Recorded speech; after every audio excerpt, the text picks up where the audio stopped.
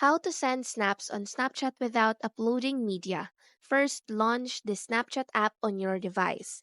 Instead of taking a new photo or video, tap the icon in the left corner of the screen to access your camera roll. Choose the photo or video you want to send as a snap. Once you've selected, tap the send button to send it to your desired recipient.